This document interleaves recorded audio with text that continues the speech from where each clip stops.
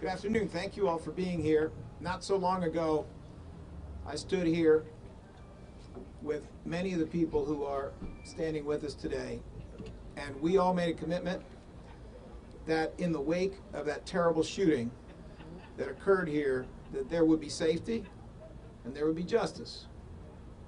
We are here to explain that we have made another step on the way towards justice, and we are here to explain that at your community day, which will be here tomorrow from 10 o'clock to 5 o'clock, there will be safety. Let me, if I may, acknowledge some of the wonderful people who are here and standing with me. We have our mayor, Madam Mayor Sherrill Parker. We have Kevin Bethel, who is the police commissioner for the Philadelphia Police Department. Our sheriff, Bilal, is here. Our chief of the DAO's Gun Violence Task Force, Assistant DA William Fritzy, and a very talented young attorney who's working with him on this case, Marianne Aguilar, also from the Gun Violence Task Force, are here. Imam Kenneth Nurdin is here, whose masjid this is. Senator Sharif Street is here. I'll leave it to him to explain the circumstances of his arrival, but we are always delighted to have him with us. I only have a few words, and then I will get out of the way so that we can get the details from ADA Fritzy, ADA Aguilar, and we can hear additional thoughts from the police commissioner, whose department has been such an excellent partner with us in the investigation of this case. We will also hear from our sheriff, Bilal, Imam Nurdin, and this mosque has also been a tremendous partner with us in trying to achieve safety and justice here. Senator Street, who does it every day in Harrisburg to bring back to Philly what it needs so we can have safety and justice. And then, of course, we will hear from our mayor, who has pretty obviously succeeded in bringing everyone together in a way that is better than before.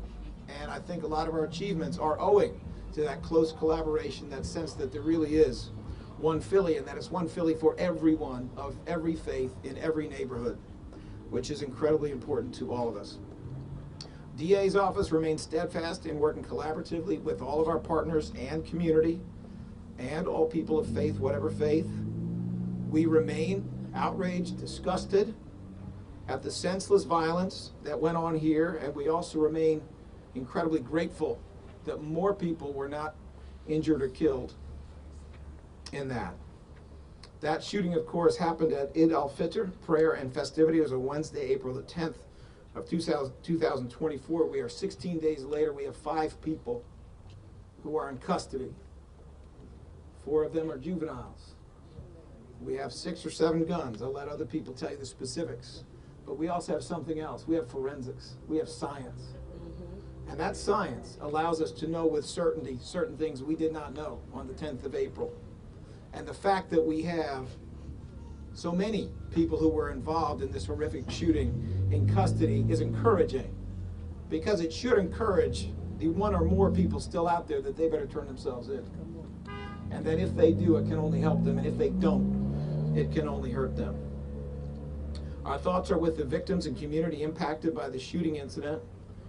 We salute the DA's Victim Witness Services Unit and our external partners, for example, EMIR, Healing Center, which stands for Every Murder is Real, and the Anti-Violence Partnership, who've been working very diligently with everyone who was impacted by the shooting. And finally, before we get to our speakers, I do want to say it's not just okay to come to the community day here at the Philadelphia Masjid tomorrow, Saturday the 27th from 10 to 5. It's not just okay.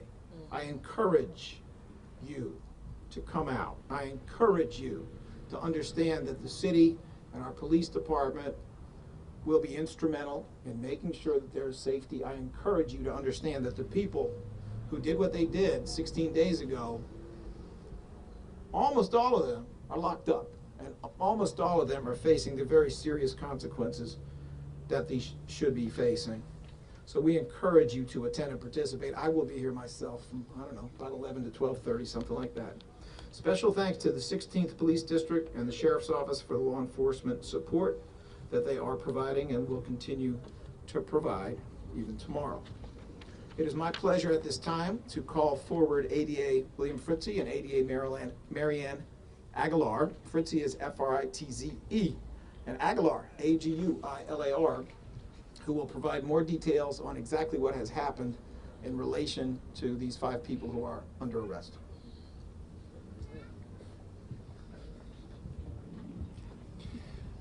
Good afternoon. As the Chief of Gun Violence Task Force, we were asked to come and help with the investigation. We're often asked with our unit to come to different areas of the city and do deeper dive investigations, and that's exactly what we did here. Part of what we do is we make a commitment to every community that we're in that we are here to stay. So even after today, we're here to stay. We're going to continue to investigate what happened here, and we're going to bring everybody in that we knew, that we know is involved. And there are more people involved. I want to first thank the police department. They did an excellent job with the recovery of what was happening at the scene, including the FCCs, those fired cartridge casings. That gives us a huge lead. We knew that when we came in on this investigation, there were 5 individuals, 4 juveniles arrested. There were 33 FCCs recovered at the scene. We can say today that the guns that we recovered and the individuals that are connected to those guns only point to 13 of those FCCs. So if you were one of the people that are pulling the trigger, I would tell you right now, before we ask the police department or the sheriff's department to come and find you at 6 in the morning, that you turn yourself in now. What we've learned is that there was a lot of problems going on, but what we are getting to is the facts. So today, I'm going to turn the mic over to Marianne Aguilar. She's going to tell you exactly what we did today. But those juveniles today will be charged as adults. They will be charged with aggravated assault. They will be charged with conspiracy, simple assault, and recklessly endangering another person. Any other witnesses who were there, if you're still afraid to come forward, please come forward. All right? We're here to help. We're here to help investigate. I also want to, again, thank the police department, thank the officer-involved shooting team, and thank the officers who did an excellent job that day and saved lives. Marianne? Good afternoon. My name is Marianne Aguilar with the Gun Violence Task Force, and I'll be handling this case vertically, so I'll be handling it from start to finish. I want to again also thank our law enforcement partners. The officer-involved shooting unit has been working tirelessly along with our forensic lab to start to put the pieces of this puzzle together. And as we said today, after April 10th, we've started to create that puzzle and been able to put together more pieces. And with that being said, as has been stated, we have 5 people that are currently in custody. 1 adult, Kabir Oglesby Hicks. His preliminary hearing was held for court yesterday on gun charges, and that case will be moving forward, as well as 4 juvenile individuals that are in the process today of being charged as adults. We've amended their cases to include charges of aggravated assault, recklessly endangering another person, simple assault, possession of an instrument of crime, as well as all the applicable firearm charges. That was due to the forensic information that we've been able to receive as the investigation continues. And so based on that, those 4 juveniles, Gia Bucci, Abdul Allen, Kasir Bradley, and Brandon Fisher will now be handled in adult court after they are arraigned today on those adult charges. Our investigation is ongoing. As we've stated, we know that there's more pieces to this puzzle that we are still putting together. And as we've said, we're going to continue to work tirelessly until all of the individuals that pulled the trigger on that day are held accountable. I know our forensics lab is working hard. They're pushing things out as quickly as possible. Our detectives are working hard. And so we ask that the community, there was a lot of people out at this park that day, we ask that those individuals continue to come forward and help us put the pieces together so that we can continue to have safe community gatherings and continue to send the message that we're not going to tolerate illegal firearms on the streets of Philadelphia. Thank you. All right, you've heard enough from me, so I'm about to get out of the way, but I'm going to ask that other speakers come forward in the following order. First, Police Commissioner Bethel. Second, Sheriff Bilal. Third, Imam Nurdin. Fourth, State Senator Sharif Street. And finally, by which I mean batting cleanup, our mayor, Mayor Sherelle Parker. Commissioner? So again, I want to thank you for being here. I remember April 10th, and I was actually in the office with the mayor when I ran out. I didn't know what to expect when I arrived. And I realized at that moment how fortunate we were. And I also, at that moment, really recognized the men and women of my police department who did a valor job of really intercepting these individuals. I recognized the work that others had done. But one of the things I failed to recognize was the Clara Muhammad community. After the video, I looked at the video and I said, well, how do so many lives were saved? And when you watch men and women take our children and get them out of harm's way, we recognize you. It was you, many of you in this audience here today and many who are listening, who really, really saved so many lives that day. And so this is a collective effort, and this was all of us involved. I am appreciative of the DA's office and the shooting investigative team and the collaboration that the mayor has charged us to do, right? And I sit there and say that from the time this incident happened, I was on the phone with her, and she was all in gear of how, Kevin, what do you need? And make sure it's action. What are your actions going to be? It's no longer acceptable that these incidents happen in our communities and we sit back on the sidelines as if it's normal. This was not normal, and none of the violence we see in our communities are normal. And so we're going to be fighting each and every day for all of you in our community, and the charge that the mayor set for me in the field of the police department, and the charge that I've set for myself to work in collaboration with the DA's office and all entities that bring people to justice. So I'm just really grateful. Now we're going to have an event tomorrow. Yes. Ladies and gentlemen, that's going to be one of the safest events you've ever been in your lives. That's right. So I want the audience to know, come down to the festival.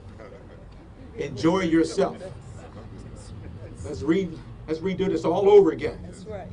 And show people who we are. Come on. Right? Show people who we are, because we're going to show who we are tomorrow. That's right. Right, but I just want to appreciate all of the efforts, the DA's office, Mr. DA and his team, and everyone involved for us really bringing this job in and continue to work hard on this job and other jobs across the city to bring safety to our community. Thank you, everyone.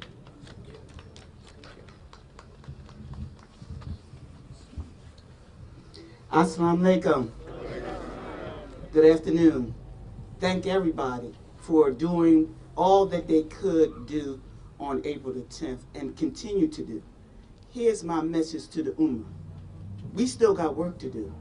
We still have people out there that is related to this incident, and not just this incident, but the incidents across this city.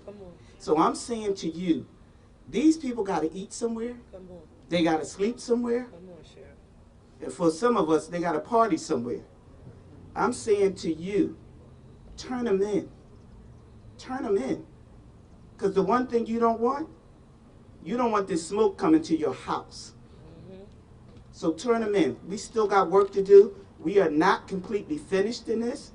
And so if you know of, hear of, please call the DA's office, because we need them off our streets. Thank you.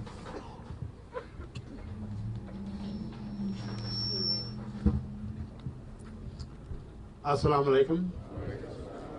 Okay, welcome everyone back, not to the scene of the crime, but to the intersection of law and order and criminal justice.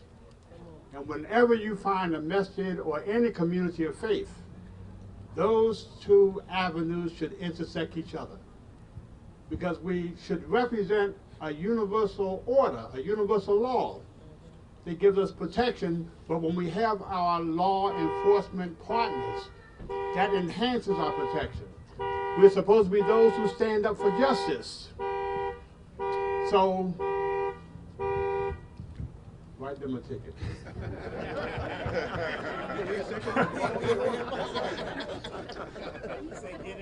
We stand up for justice. And justice is something that should be endeared to all of us, because that's a command that we are given. So this intersection, we have our law enforcement and our criminal justice partners with us. And as long as we work together, we can begin to restore some order and some law. And we can bring those who need to come to justice, we can really arrest them so that they possibly can have a future in their life. don't feel sad about the youth who are being incarcerated or will be incarcerated. But this may be a savior for them.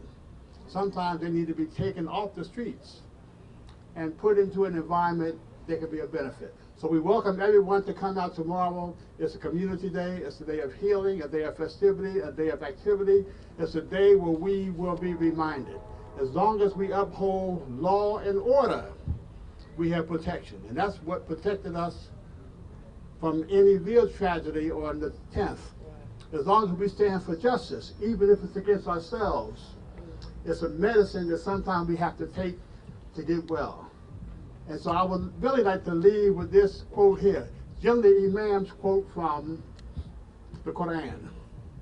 But for our Jewish and Christian brothers who are here today, in Corinthians it says, if my people who are called by my name will humble themselves and pray and seek my face and turn away from their evil and wicked ways, I will hear them from the heavens and I will heal their land. This is what we all need to do. That's in the Bible, but it's also in the Quran. Assalamu alaikum.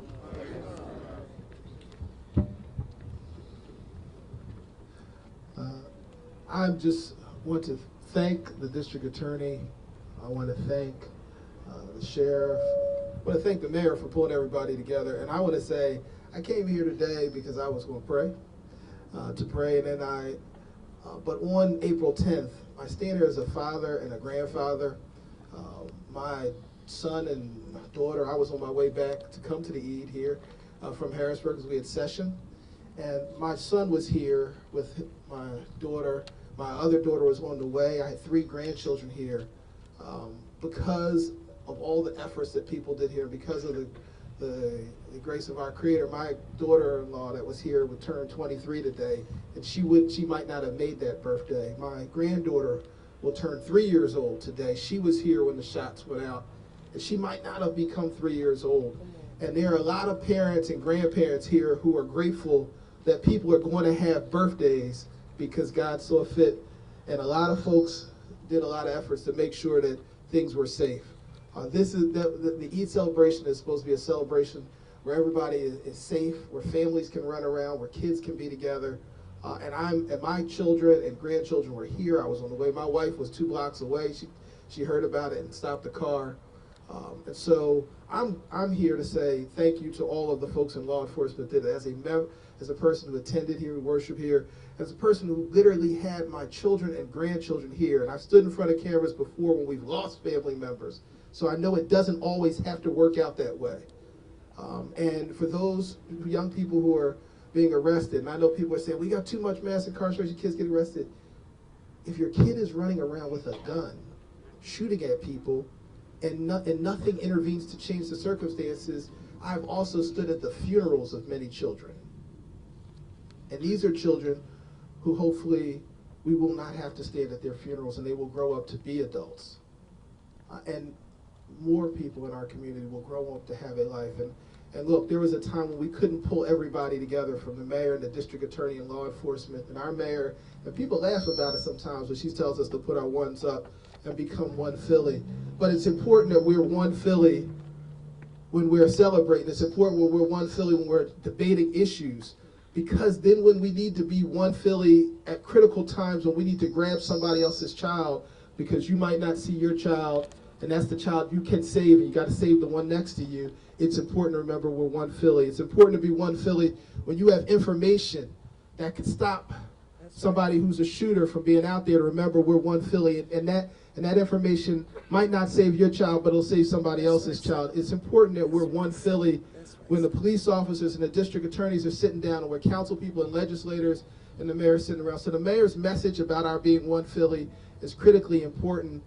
And I'm just thankful that we were able to come together on that day to be one Philly, and enough where today I can say out to my granddaughter and my daughter-in-law, happy birthday if you are watching this. And I'm glad you are here to see it, because it could have been different. So thank you everybody who made it possible. And I guess I get the honor of introducing the woman who helped pull us all together and make sure that we are acting as one Philly, my friend and my mayor, the Honorable Sherelle Parker.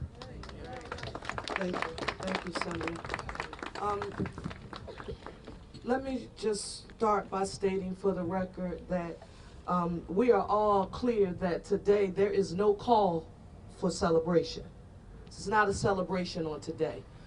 But to me, what it publicly affirms is that there will be zero tolerance. And I just want to affirm that again for everyone.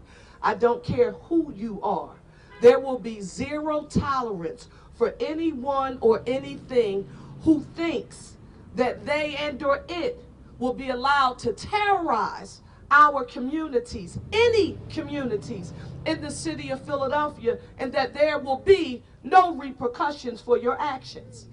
I was having a conversation, Philadelphia, about a week ago with a friend who was telling me that in certain communities outside of our city, that some of the things we experience, folks would never think or dare to do some of those things in other areas. And I had to ask myself, why? Why would someone think that it is okay and that there would not be any repercussions for those kind of actions in our city? And the response is that folks have come to believe that it is standard operating procedure in the city to play both ends against the middle. That is, instead of community, the district attorney, the police department, the gun violence task force, and the sheriff, and any other stakeholder coming together to solve crimes and come up with answers, that instead we would engage in a finger-pointing game. You need to know that on today, not I as mayor, District Attorney Larry Krasner, in partnership with Police Commissioner Bethel and Sheriff Rochelle Bilal and this gun violence task force, what they have affirmed to you today is that our local partners have worked together to solve crimes and to hold those who are responsible accountable for their actions. And it's also important to me that you all know this, because DA, I don't know, I think you were with us when we had the meeting in the mayor's reception room.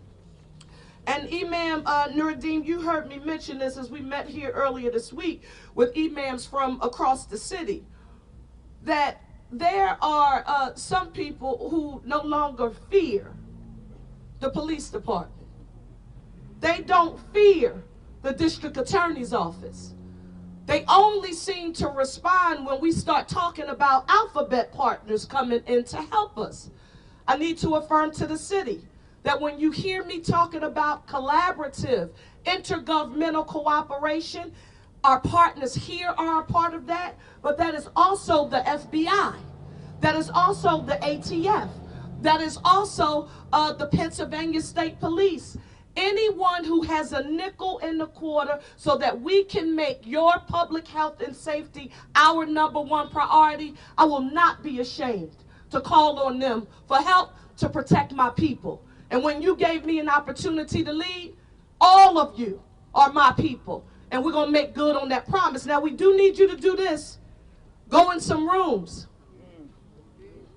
and check under some beds and under some mattresses and some duffel bags that were supposed to have sports equipment in it, which is what one grandmother recently told me. Sherelle, I thought it was the sports equipment because he's supposed to be playing baseball. But instead she goes into the bag and she finds out that some weapons have been held for someone else. And she had no idea that they were in her house. So Philadelphia, on the day, we should be saying thank you to District Attorney Krasner. We should be saying thank you to Police Commissioner Bethel and Sheriff Rochelle Bilal for working together to ensure that those are responsible, are held accountable. And I want you to know that I will not apologize.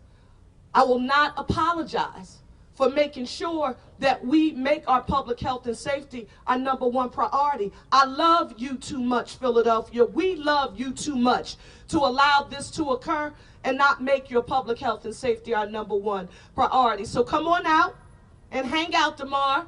I believe I'll take our commissioner's word, our district attorney's word. You coming? You said you'll be here for about an hour? Hour and a half. We want you all to come out and have a good time. We will not allow anyone to hold us hostage in our neighborhoods where we can't come out with our families and fellowship and enjoy life and enjoy each other. We will be here, and we want you to remember that there is nothing that will get in the way of us making protecting you our priority. Thank you.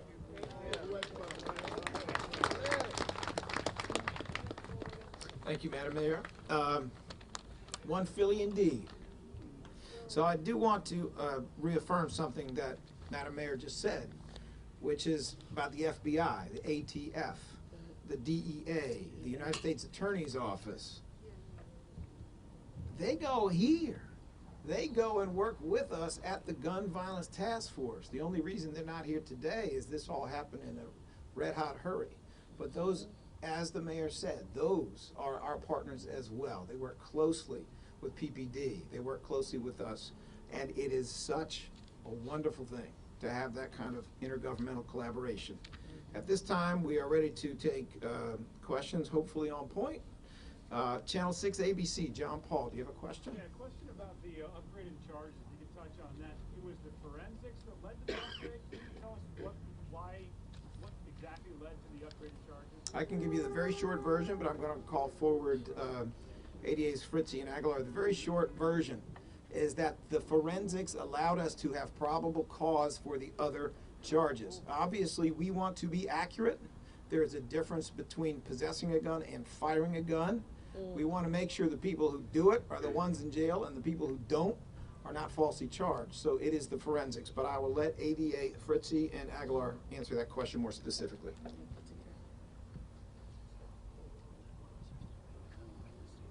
So as DA Krasner said, the forensics were a portion of what led us to be able to have that probable cause. As he said, possessing a firearm and aggravated assault require some different elements. So having the forensics, we were able to tie together that some of those firearms were fired and could lead to the additional charges, as well as some police officer statements and witness statements that kind of led us to those additional upgraded charges. As DA Krasner said, we want to get it right. So we're working as quickly, but also as efficiently as possible to make sure that we're getting the charges right and doing this the right way.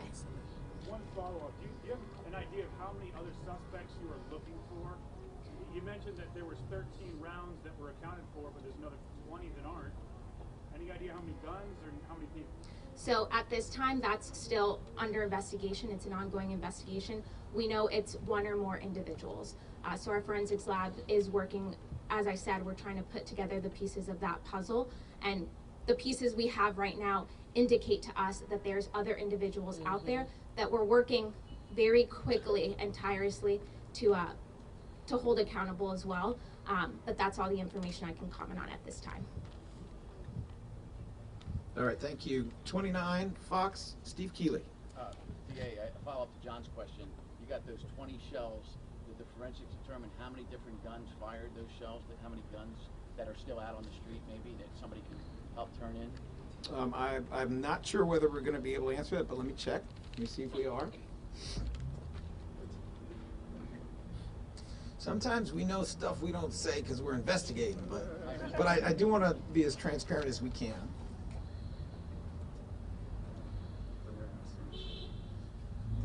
That matter is under investigation. That means you get more questions, Mr. Keeley. Well, I'll pass on to my other colleagues, and thank you for your answer. All right, thank you. NBC 10, Francis Wang. Hi, DA Krasner. The people you already have in custody, have they been able to shed light at all as to who you're looking for? Could they be connected? Could they just be other people who got caught up in the chaos or took advantage of a chaotic situation? Any indication as to who we're looking for or if they're connected? To the specific group you already have in custody? So, first of all, I got about 36 years in on one side or the other of a courtroom, and I'm very, very familiar with cooperation. But what is essential to cooperation is that you don't say one way or the other, because obviously we need to not only protect the integrity of the investigation, but also protect anybody who might provide information. I can tell you that this very capable collection of law enforcement people are coming at it from forensics, they're coming at it from witnesses, they're coming at it from video, they're coming at it or could be coming at it from cooperation if that happens. I'm just not in a position to comment on that. But we are not just dedicated to the first 5 who've been arrested. We are dedicated to making sure anyone and everyone else involved is arrested, and we are also dedicated, should they have been involved in some other things, which, oh yes, they might, we are also dedicated to making sure that we figure all of that out. Do you have any other questions? Does that answer your question? Thank you. All right, thank you. And then we have CBS 3, Will Kenworthy. Do you have any questions, sir? All right. Did I miss anyone? Mr. DA, I just need you, if you will. No, you can do this for me forever, sir, because we've talked about this. I need you to talk about the importance of the forensics and the technology that the police department uses. And I will follow up after you, but I want you to talk about that. Very good. Thank you, Madam Mayor. Madam Mayor just asked me to speak a little more on the forensics and their significance. You know, the beauty of science is that it gets us way past where we were in terms of investigations and in terms of the quality of evidence 30, 40, 50 years ago. That is essential. We want to make sure that we are right when we charge people. When they go to jail, we want to make sure that we don't have more people coming out of jail after 30 years who were innocent and never should have been there. It is essential, in my opinion, and I share this opinion with certain people in the police department, if we were to have an even more robust forensic unit in Philadelphia, you would see the solve rate, also known as the clearance rate, but the solve rate for crimes go up, and I'm here to tell you more than 1 digit, probably 2 digits of percent. It makes all the difference in the world when people are concerned that they'll get caught, because that is when they don't do it in the first place. So the forensics are crucial, and I know, Madam Mayor, that you wanted to say a couple more words. I just wanted to publicly affirm that this is when I want the public to pay attention to what's introduced in budgets. When you hear us talk about a forensics lab, when you hear us talk about body-worn cameras so that every officer who is patrolling our streets has access to a body-worn camera, when you hear us talk about brighter lights and more cameras placed strategically in neighborhoods across the city, all of that is under the guise of public safety. When we talk about patrol cars, Mr. D, I didn't know this until I was having a conversation with Commissioner Bethel a few weeks ago, but members of the Pennsylvania State Police, most of them have cameras on their vehicles automatically so that whenever they have a stop, the stop is being recorded directly from their vehicles. Then we begin to say, where is access to all of that technology as it relates to public safety in our city? Whether that's DNA, that's used to prove someone's guilt and or innocence, or any other kind of technological advancements. I'm talking about being able to use a drone, in the sky rather than a body sometimes to determine when a 911 call is made, a crime is taking place in a particular place that can get there faster than a car could. Us being smart with our dime and smart with technology. So I want to give you credit here, District Attorney Krasner, because about 1.5 years or 2 years ago, you were one of the very first people to have a conversation with me about the power of forensics and making an investment. And Commissioner Bethel, we have heard your cry, sir, as well, and we got the point. And when you all are advocating for budgets here in the city of Philadelphia, particularly the One Philly budget that I've introduced, that council is in the process of considering, I want you to ask, how are we coming along with the technological advancements needed to advance public safety here in the city of Philadelphia? That's when we can connect the budget to the neighborhood and whether or not we feel safer using technology as a tool. Thank you. Thank you, Madam Mayor. Yes, sir. You get this question a lot when we have these news conferences. Of these 5 defendants that you have in custody, did any of them have prior contact with police or the DA's office in prior cases? So as for the juveniles, we will not be commenting on any prior record. They're in a situation now where, although they are juveniles and therefore much information is still protected by the Juvenile Act, their names are public because their cases have been filed in adult court. But I can't cross that line in terms of talking about whatever juvenile record they might or might not have had. I don't know whether the adult has an adult record. No, the one adult arrestee does not have an adult record. Thank you, sir. Are there any other questions from the media? All right. Thank you very much.